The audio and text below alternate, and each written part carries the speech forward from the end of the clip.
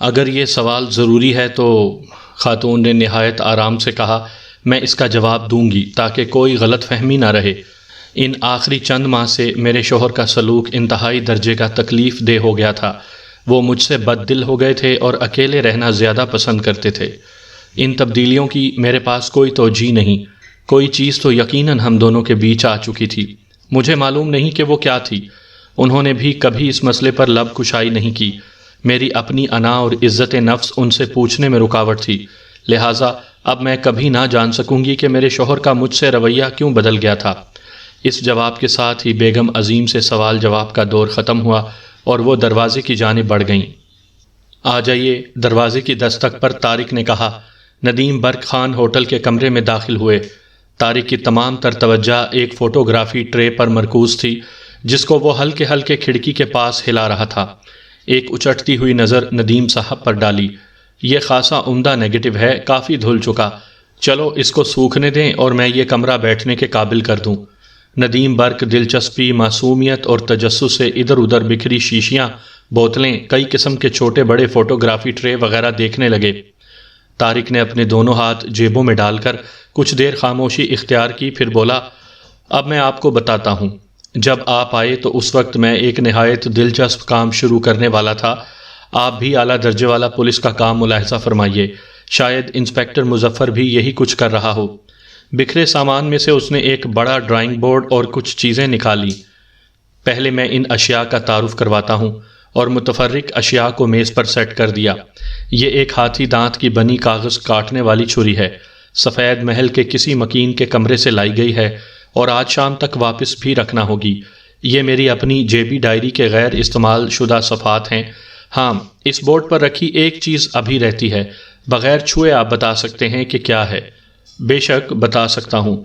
ندیم نے دلچسپی سے بورڈ پر رکھی شے کو دیکھا۔ یہ تو ایک عام سا شیشے کا پیالہ ہے۔ جی ہاں، اب یہیں سے مزہ شروع ہوتا ہے۔ ذرا اس بوتل کا کارک کھولیے، اس میں پاؤڈر ہے جو پارا اور چاک پر مشتمل ہے، بڑے کام کی چیز ہے۔ اب جب میں اس پیالے کو اس کاغذ پر ترچھا کروں تب آپ تھوڑا سا یہ پاؤڈر پیالے کے اس حصے پر ڈالیے گا۔ واہ، بہترین کام ہو گیا۔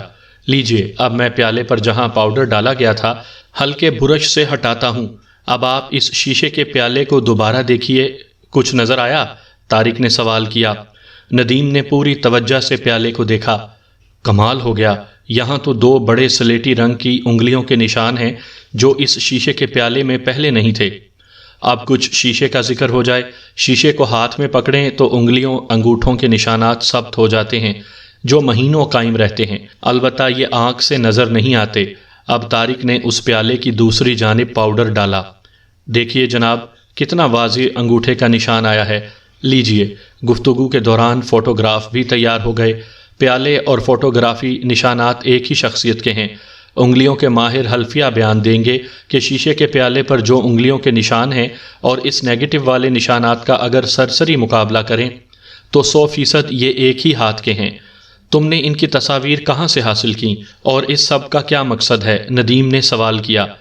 یہ میں نے بیگم عظیم کے بیڈ روم کی کھڑکی سے حاصل کی، چونکہ میں اب کھڑکی تو یہاں اٹھا کے لانے سے رہا، لہٰذا آسان یہ تھا کہ اس کی تصویر بنا لی جائے۔ البتہ تصویر کشی کے وقت شیشے کی دوسری طرف سیاہ کاغذ لگا دیے تھے۔ شیشے کا پیالہ مقتول کے کمرے سے لایا گیا ہے، اس میں وہ اپنے مصنوعی دانت رکھا کرتے تھے۔ مگر طارق میاں، یہ منیبہ کی انگلیوں کے نشان نہیں ہو سکتے۔ میں بھی یہی کہوں گا، یہ انگلیاں بیگم عظیم کی انگلیوں سے کہیں بڑی ہوں گی۔ پھر تو یہ اس کے شوہر کی ہو سکتی ہیں، ندیم بولے۔ ممکن ہے ایسا ہی ہو۔ ان انگلیوں کے نشانات ایک اور مرتبہ ملا کر دیکھتے ہیں۔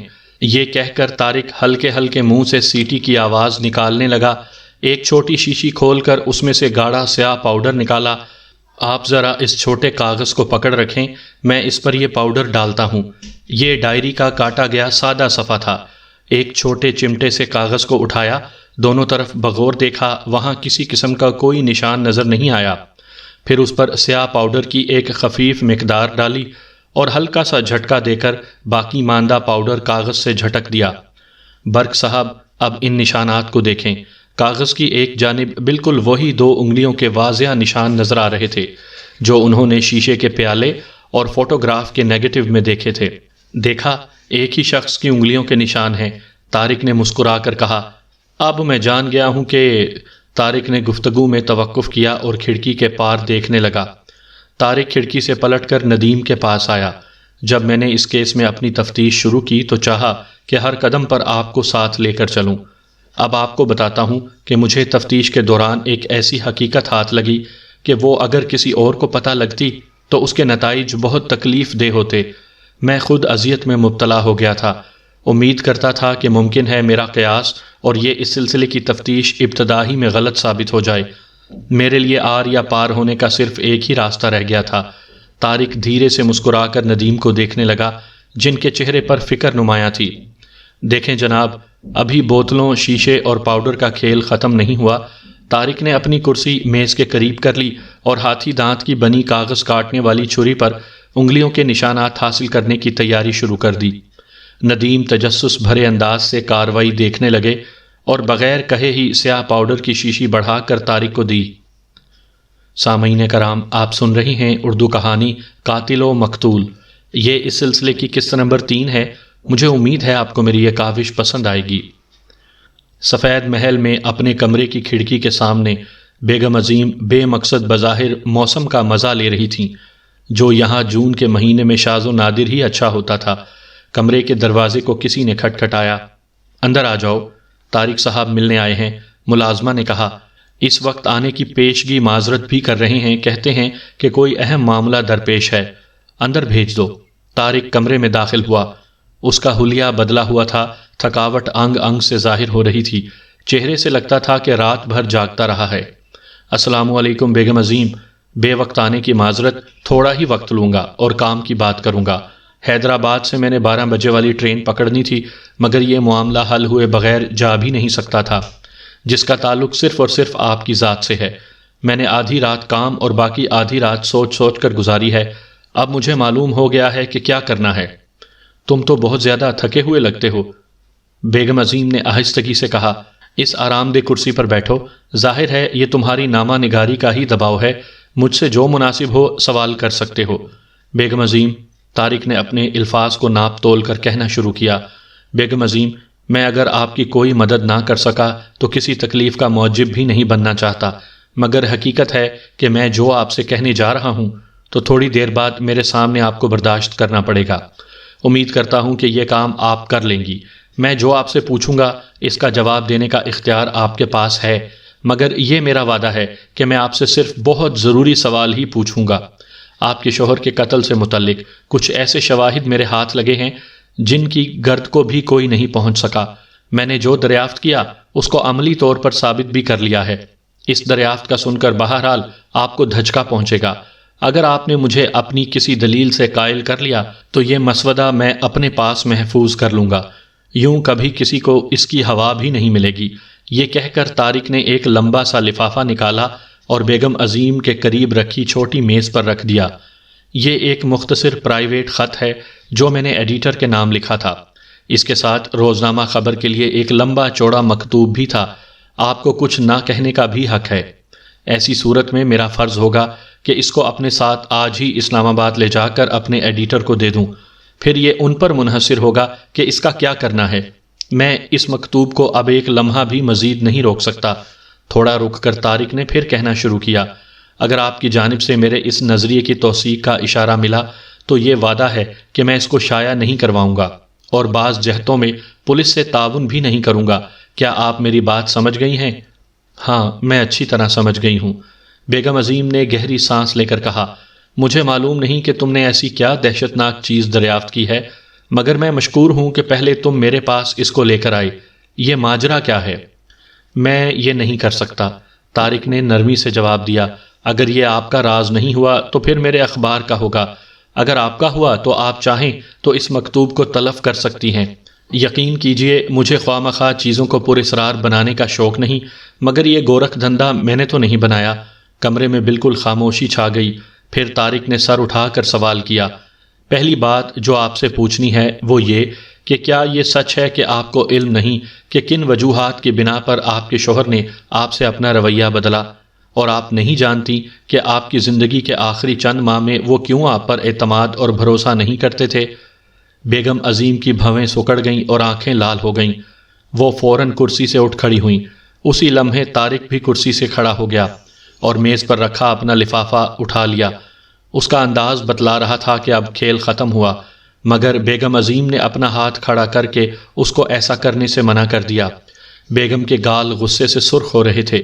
طارق، تم کو اندازہ ہے کہ تم نے کیا سوال پوچھا ہے؟ جی ہاں، ایک لمحہ رک کر کہا۔ آپ پہلے ہی جانتی ہیں کہ میں ادھر ادھر کے مفروضوں اور کہانیوں پر یقین نہیں رکھتا۔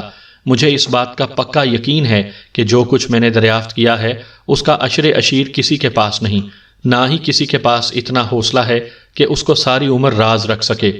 بات مکمل ہونے پر بیگم کی طرف سے چلے جانے کا انتظار تھا، مگر وہ گمسم سوچوں میں گم تھی۔ آخر کار بولنا شروع کیا۔ طارق، تم لوگوں میں اعتماد بڑھانے کا محرک ہو۔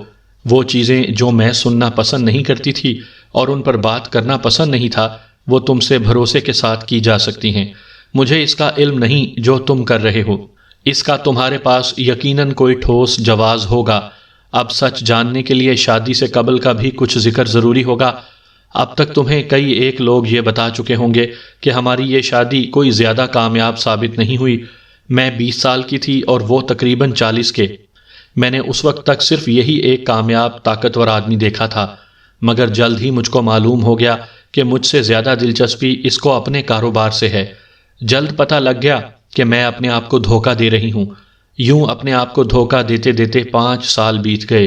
میرا شوہر میرے بارے میں کیا سوچتا تھا میں اس بارے میں تو کچھ نہیں کہہ سکتی، لیکن جلد ہی اس کو اس سلسلے میں سخت مایوسی ہو گئی کیونکہ میں اس کے حلقے میں فٹ نہیں ہو پا رہی تھی، لہٰذا مجھ سے شادی گھاٹے کا سودا ہوئی۔ تھوڑا سا سانس لے کر وہ دوبارہ بولنے لگیں۔ میری پرورش کتابوں اور موسیقی کے پس منظر میں ہوئی تھی، آزاد پرندے کی طرح۔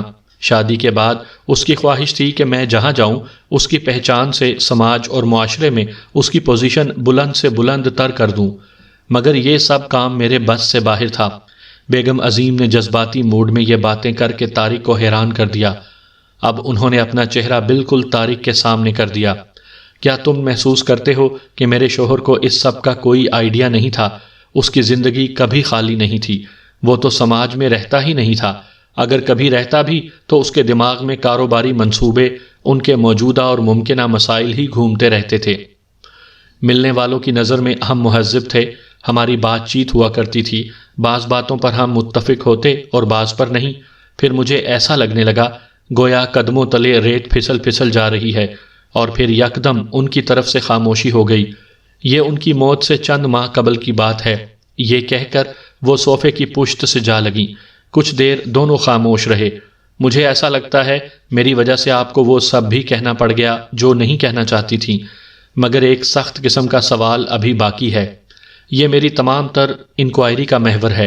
طارق نے جان کر گفتگو میں وقفہ کیا، جیسے کوئی ٹھنڈے پانی میں چھلانگ لگانے سے قبل سانس درست کرتا ہے۔ بیگم عظیم، کیا آپ مجھے اس بات کا یقین دلا سکتی ہیں کہ شوہر کی طرف سے آپ کو نظر انداز کرنے کے اس ناروا سلوک سے ظفر علی کا کوئی تعلق نہیں ہے؟ جس کا ڈر تھا وہی ہوا۔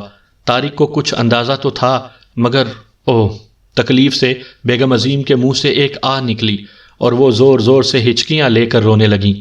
انہوں نے اپنے دونوں ہاتھوں سے اپنا چہرہ چھپا لیا۔ طارق اٹھا اور لفافہ میز کے درمیان رکھ دیا، خاموشی سے دروازے کی طرف بڑھا اور آواز پیدا کیے بغیر باہر آ گیا۔ صاحبزادہ جمیل محی الدین، میں نے معلوم کر لیا ہے کہ عظیم بیگ کو کس نے قتل کیا۔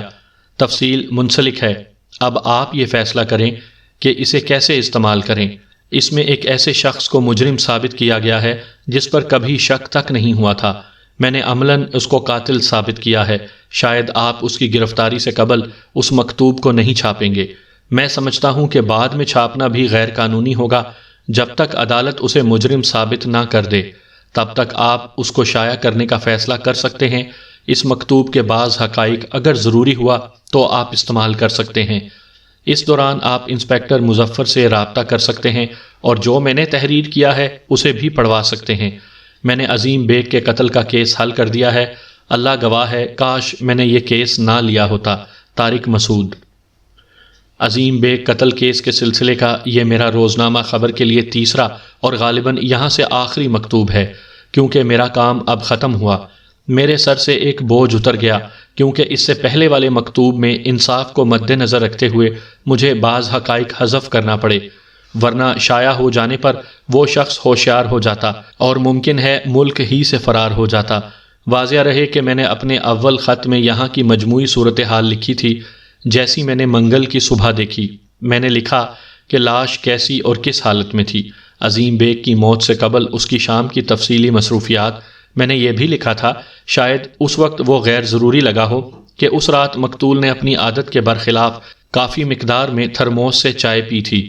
جب آخری دفعہ اسے زندہ دیکھا گیا تھا، میری اپنی کی گئی تفتیش اب ختم ہوئی، جس نے میری اس شخص تک رہنمائی کر دی ہے جو عظیم بیگ کے قتل کا جواب دہ ہے۔ اس شخص کو بلا کر اس کا موقف سننا چاہیے۔ اس کہانی کے مرکزی اسرار سے ہٹ کر کہ مقتول اپنے روزمرہ صبح اٹھنے کے معمولات سے بہت پہلے بیدار ہو کر خود اپنی موت سے ملاقات کرنے کیوں گیا۔ دو چھوٹے نکات اہم ہیں جو اخبارات پڑھنے والے بے شمار افراد کے ذہن میں بھی گونج رہے ہوں گے۔ یہ وہ نکات ہیں جو بالکل ابتدا ہی سے عیاں تھے۔ اپنی تفتیش کے ابتدائی چند گھنٹوں کے اندر ہی میں نے چیستان کا راز پا لیا۔ مقتول کے بیڈ روم کی سادگی کا پہلے بھی بتا چکا ہوں۔ پھر وہ مشترکہ دروازہ جو بیگم کے کمرے میں کھلتا ہے، اس کے ملبوسات اور جوتوں کے دو طویل شیلف، ان میں پیٹنٹ لیدر کے وہ جوتے بھی تھے جو مقتول نے واردات کی شب پہن رکھے تھے۔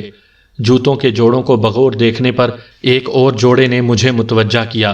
یہ وزن میں ہلکے لیس والے خوبصورت ڈریس شوز تھے جن کا سول بہت ہلکا محسوس ہوتا تھا، کافی استعمال شدہ مگر بہت احتیاط کے ساتھ پالش کیے گئے تھے۔ ویسے تو یہ صاف ستھرے تھے مگر میری نگاہ نے ایک چیز پکڑ لی۔ جوتے کی وہ جگہ جہاں لیس کو کھینچ کر ٹائٹ بند کیا جاتا ہے، وہاں سے تھوڑی سی سلائی نکل گئی تھی۔ یہ چیز دونوں پیر کے جوتوں میں بالکل واضح نظر آتی تھی۔ یہ اس وجہ سے ہوا کرتا ہے جب پہننے والے کا پیر جوتے میں پوری طرح سے نہ بیٹھے تو زور یا طاقت کے استعمال سے سلائی نکل جاتی ہے۔ سلائی بہت معمولی سی نکلی تھی، انچ کے 8ویں حصے سے بھی کم۔ یہ تمام سراغ اس جانب اشارہ کرتے تھے کہ کسی ایسے شخص نے یہ جوتوں کا جوڑا پہنا ہے جس کے لیے یہ جوتا کافی چھوٹا تھا۔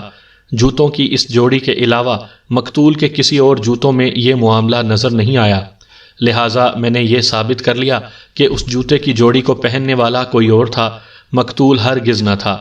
عظیم بیگ کی موت کے بعد کسی کے ان جوتوں کو پہننے کا سوال ہی پیدا نہیں ہوتا۔ جب میں نے ان جوتوں کا معائنہ کیا تھا تب لاش کو دریافت ہوئے 26 گھنٹے ہو چکے تھے۔ سوال یہ ہے کہ کوئی یہ جوتے کیوں پہنے گا؟ اس کی زندگی میں اس سے کسی نے عاریتاً مانگے اور پھر خراب کر دیے گئے؟ اس کا بھی امکان نہ ہونے کے برابر ہے۔ پھر گھر میں صرف 3 مرد ہی تو تھے، خانسامہ اور 2 عدد سیکرٹری۔ اب حقیقت یہ تھی کہ کوئی شخص جو عظیم بیگ نہیں تھا، اس نے یہ جوتے پہنے تھے۔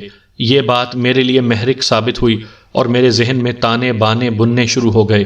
یہ بھی نئی بات تھی کہ مقتول نے وقوعہ کی شب معمول سے ہٹ کر کہیں زیادہ چائے پی تھی۔ وہ آنے جانے میں اپنی آستینوں کے کف ہمیشہ بند رکھتا تھا۔ واردات کے وقت آستینیں چڑھی ہوئی تھیں، جوتے کے تسمے کھلے تھے۔ یہ بھی پہلی دفعہ ہوا کہ اس نے اپنی جیبی گھڑی غلط جیب میں رکھی ہوئی تھی۔ میاں بیوی کی ناچاکی اور خراب تعلقات کو دیکھتے ہوئے اس رات مقتول نے اپنی بیوی سے کیوں رابطہ کیا؟ کیوں رات گئے اپنے پروگرام اس کو بتلائے؟ حالانکہ کچھ عرصے سے عملاً ان کی بول چال بھی بند تھی۔ سب پر بھاری یہ سوال کہ وہ اپنے کمرے سے بغیر نقلی دانت کیوں نکلا؟ اچانک ایک خیال بجلی کی سی تیزی سے میرے ذہن میں آیا، وہ یہ کہ اس رات جو شخص گھر میں موجود تھا وہ عظیم بیگ نہیں تھا۔ پہلے پہل تو میں خود بھی قائل نہ ہو سکا کہ یہ کیسے ہو سکتا ہے۔ ظاہر ہے عظیم بیگ نے گھر میں کھانا کھایا اور پھر ظفر علی کے ساتھ کار میں جانا۔ پھر جو عظیم بیگ رات 10 بجے واپس آیا، کیا عظیم بیگ ہی تھا؟ دیکھنے میں یہ ناممکن نظر آتا ہے، پر میں اس خیال کو جھٹک نہ سکا۔ پھر ایک اور خیال سوجھا کہ کوئی شخص عظیم بیگ کے بہروپ میں آیا اور کچھ ایسی حرکات کر گیا جو اصل عظیم بیگ کبھی نہیں کرتا، اور اب یہ پتہ لگانا تھا کہ وہ اس بہروپیے کے یوں آنے کا کیا مقصد ہو سکتا تھا۔ اس نے کیوں اپنے بڑے پیروں کے باوجود عظیم بیگ کے تنگ جوتے پہنے؟ پولیس کے ہاں تو جوتوں کے نشانات کی اہمیت ہوتی ہے۔ یہ مجرم تو اپنے جوتوں کی جگہ عظیم بیگ کے جوتے پہنے ہوا تھا، لہٰذا قدموں کے نشان بھی اس کے اپنے نہیں تھے۔ اگر میرا قیاس غلط نہیں تو اس کا منصوبہ اس یقین کو پکا کرنا تھا کہ اس رات وہاں عظیم بیگ ہی تھا۔ پھر اس نے یہ جوتے ارادتاً کمرے میں چھوڑ دیے۔ یہ مقتول کا معمول بھی تھا۔ ملازمہ نے وہ اگلی صبح اس کے کمرے کے باہر سے اٹھا کر پالش کر دیے، جو پھر دن میں اس کے جوتوں والے شیلف میں لاش ملنے کے بعد رکھوا دیے گئے۔ مصنوعی دانت کبھی اپنے لگانے والے سے الگ نہیں ہوتے۔ اس بات پر غور و فکر کر کے تو میری عقل ہی ماری گئی۔ سوچتے سوچتے ایک کوند سی چمکی۔ واقعی ایسا ہی ہوا تھا۔ یہ نامعلوم شخص ہی دراصل وہ مصنوعی دانت اپنے ساتھ لایا تھا، جیسے مقتول کے جوتے، اور ان کو بھی قصداً اسی شیشے کے پیالے میں رکھ دیا جس طرح مقتول رکھا کرتا تھا۔ یہ ایک غلط تاثر دینے کا پروگرام تھا کہ ثابت کیا جائے کہ مقتول تو گھر میں تھا۔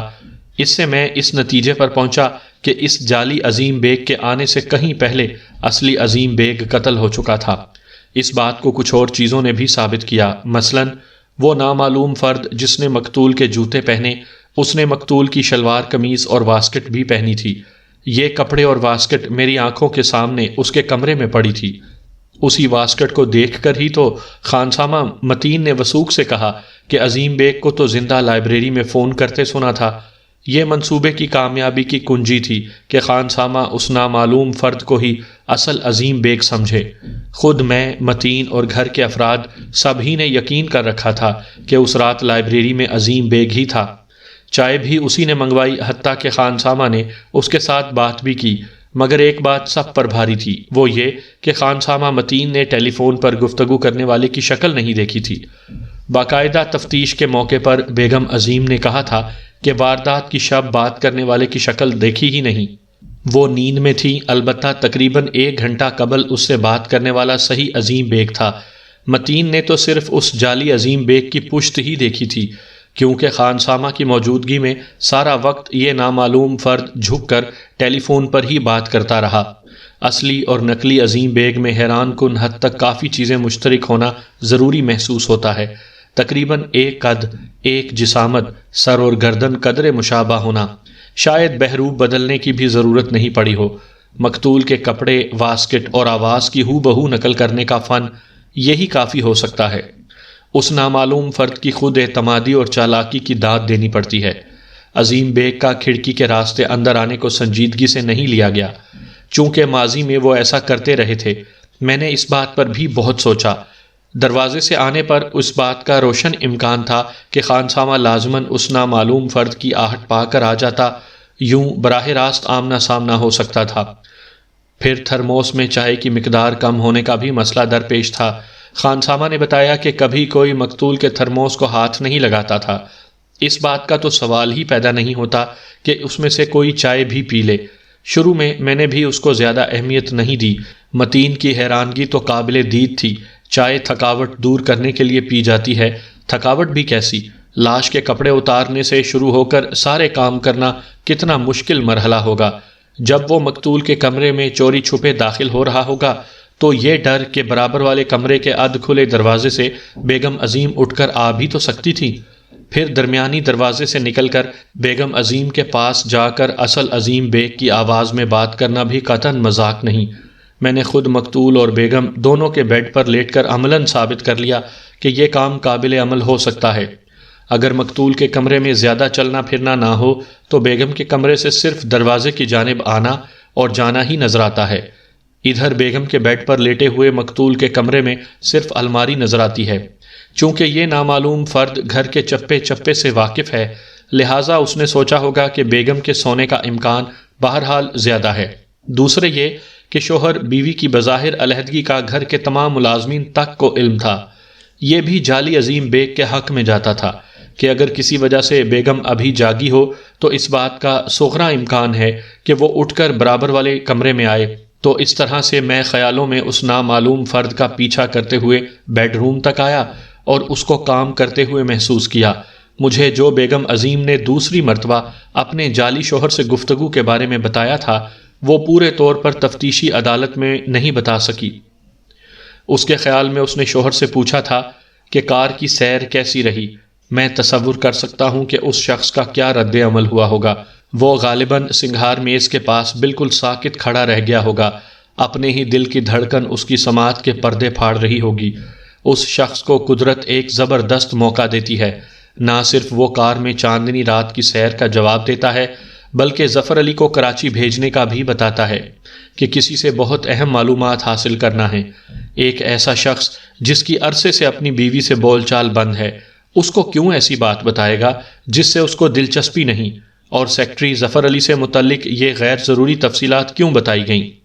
اب میں مفروضے کی جانب آتا ہوں کہ یہ سب کچھ کس طرح سے ہوا۔ تقریباً رات 10 بجے ظفر نے کار سٹارٹ کی اور 11 کے درمیان عظیم بیگ کو گھر سے کچھ فاصلے پر گولی ماری گئی، جس کا گھر والوں کو پتہ نہیں چل سکا۔ قتل کے مقام سے لاش کو مالی کے شیڈ تک لایا گیا، کپڑے اتارے گئے۔ تقریباً 11 بجے ایک شخص جو عظیم بیگ نہیں تھا، عظیم بیگ کے جوتے، شلوار قمیض اور واسکٹ پہنے لان کی طرف والی کھڑکی سے لائبریری میں داخل ہوا۔ اس کے پاس آلہ قتل تھا اور عظیم بیگ کے مصنوعی دانت بھی تھے جو اس نے مقتول کے منہ سے نکالے تھے۔ خانسامہ کو گھنٹی بجا کے بلوایا گیا اور دروازے کی جانب پشت کیے متین کی موجودگی میں ٹیلی فون پر مصروف رہا۔ خانسامہ کی واپسی پر وہ خاموشی سے اٹھا اور سیکٹری ظفر علی کے کمرے میں جا کر قتل کی واردات میں استعمال شدہ ریوالور واپس اس کے کیس میں رکھ دیا۔ اس کے بعد وہ عظیم بیگ کے کمرے میں گیا، پہنے ہوئے جوتے دروازے کے باہر رکھ دیے، عظیم بیگ کے کپڑے کرسی پر رکھے اور بیڈ کے ساتھ چھوٹی میز پر شیشے کے پیالے میں مصنوعی دانت رکھے۔ پھر مقتول کے کپڑوں کی الماری سے ایک شلوار قمیض کا جوڑا منتخب کیا اور جوتوں کے شیلف سے ایک جوتوں کی جوڑی۔ یہاں میں کچھ توقف کروں گا۔ خود سے سوال کرتا ہوں کہ یہ جعلی عظیم بیگ آخر کون شخص ہو سکتا ہے؟ اب تک کی معلومات اور حقائق کو دیکھتے ہوئے میں نے یہ 5 نتائج اخذ کیے۔ نمبر 1، اس شخص کے مقتول کے ساتھ گہرے تعلقات ہوں گے۔ خانسامہ اور بیگم عظیم کے ساتھ اداکاری میں اس نے کوئی غلطی نہیں کی۔ نمبر 2، اس شخص کا قد، کاندھے کی چوڑائی مقتول سے خاصی ملتی ہے۔ خانسامہ نے اس نامعلوم فرد کو پشت سے دیکھا اور یقین کر لیا کہ وہ عظیم بیگ ہے، مگر شخص مذکورہ کے پیر مقتول کے پیر سے بڑے ہیں۔ نمبر 3، اس شخص کو آواز بدلنے اور اداکاری کا فن آتا ہے اور اس پر خاصا تجربہ اور عبور حاصل ہے۔ نمبر 4، اس شخص کو عظیم بیگ کے پورے گھر کی بہت اچھی طرح سے واقفیت ہے۔ نمبر 5، اس شخص کے لیے یہ بہت ضروری تھا کہ کچھ ایسا ماحول بنایا جائے جس سے یہ یقین پختہ ہو جائے کہ آدھی رات کے بعد بھی مقتول زندہ تھا۔ میں تمام نکات ذہن میں رکھتے ہوئے اپنے نظریے کی پڑتال کرتا رہا۔ مجھے اپنے اللہ پر یقین تھا کہ میرا قیاس درست سمت میں جا رہا ہے، کہ کس طرح سے یہ سارا کام کیا گیا ہوگا، مگر ابھی اپنے شکوک و شبہات کسی کو بتانا دانش مندی نہ ہوتی۔ وہ شخص ہوشیار ہو سکتا تھا جس روز باقاعدہ عدالتی تفتیش ہونی تھی۔ اس صبح میں سفید محل میں تفتیش کرنے چلا گیا۔ مجھے 2 عدد تازہ انگلیوں کے نشانات ملے جن کی میں نے کیمرے سے تصویر بھی اتاری۔ شام 6 بجے اس قتل کیس کا عدالتی فیصلہ نامعلوم فرد یا افراد کے خلاف آ گیا۔ ادھر میں نے بھی اپنا کام مکمل کر لیا۔ یوں میں نے ثابت کر لیا کہ کھڑکی کے شیشے پر پائے گئے انگلیوں کے نشانات کے 5 بڑے پرنٹ اور شیشے کے پیالے پر پائے گئے 3 نشان ظفر علی کے بائیں ہاتھ کے ہیں۔ باقی جو 3 نشان کھڑکی، میز اور درازوں سے لیے گئے وہ اس کے دائیں ہاتھ کے ہیں۔ تقریباً رات 8 بجے ایک مقامی فوٹو اسٹوڈیو سے ظفر علی کے بڑے سائز کے نشانات کے درجنوں پرنٹ نکلوائے۔ اس سے یہ ثابت ہوا کہ ظفر علی عظیم بیگ کے کمرے میں تھا، جہاں اس کے جانے کا کوئی جواز نہیں بنتا تھا، اور بیگم عظیم بیگ کے کمرے میں تو قطعاً نہیں۔ ظفر علی کے یہ تمام بڑے سائز کی انگلیوں کے نشان اس مکتوب کے ساتھ منسلک ہیں۔ پھر 9 بجے شب اپنے ہوٹل کے کمرے میں آ کر یہ مسودہ لکھنا شروع کر دیا، اور یوں یہ کہانی مکمل ہوئی۔ میں ان سطور اور قیاس کے ساتھ اپنی رودات ختم کرتا ہوں کہ قتل کی رات عظیم بیگ کا بہروپ رچانے والا مقتول کے کمرے میں ہی تھا، جب اس نے بیگم عظیم کو کہا کہ اس نے خانسامہ کو پہلے ہی بتا دیا ہے کہ اس وقت ظفر علی کراچی کے لیے روانہ ہو چکا ہے۔ پھر مقتول کے کمرے کی روشنیاں گل کر دیں اور بستر پر لیٹ گیا۔ یہاں اس نے لیٹ کر اس وقت تک انتظار کیا جب تک یہ یقین نہیں ہوا کہ مقتول کی بیوی سو چکی ہے۔ تب وہ خاموشی سے اٹھا اور بیگم عظیم کے کمرے میں موزے پہنے داخل ہوا۔ اس نے ہاتھوں میں لاش کو پہنانے کے لیے کپڑے اور جوتے پکڑ رکھے تھے۔ کھلی کھڑکی کے سامنے پردوں کو ہٹا کر جگہ بنائی، کھڑکی کے شیشے کو ہاتھ سے مزید کھولا اور بالکنی میں آ کر نیچے لان کی کچی کیاریاں میں کود گیا۔ اس نے مقتول کے بیڈ روم میں آنے کے تقریباً آدھ گھنٹے کے اندر یہ تمام کام مکمل کر لیے ہوں گے۔ یہی بات خان سامہ متین نے بتائی کہ طلبی کے وقت اندازاً رات کے 11:30 بجے ہوں گے۔ اس کے بعد کیا ہوا یہ سننے والے اندازہ لگا سکتے ہیں۔ اگلی صبح عظیم بیگ کی لاش دریافت ہوتی ہے۔ ایسا لگتا ہے کہ وہ بہت جلدی میں تیار ہوا تھا۔ ادھر ظفر علی مقتول کی کار میں کراچی میں صبح 6:30 ہوٹل میٹروپول میں داخل ہوتا ہے۔ یہاں میں 4 بجے صبح لطیفہ آباد میں ہوٹل کے کمرے میں بیٹھ کر اپنا مسودہ ختم کرتا ہوں۔ کل انشاءاللہ اسلام آباد چلا جاؤں گا، وہاں پہنچتے ہی یہ مسودہ آپ کو دے دوں گا۔ اس کو پڑھنے کے بعد آپ CID کو دے دیجیے گا۔ طارق مسعود۔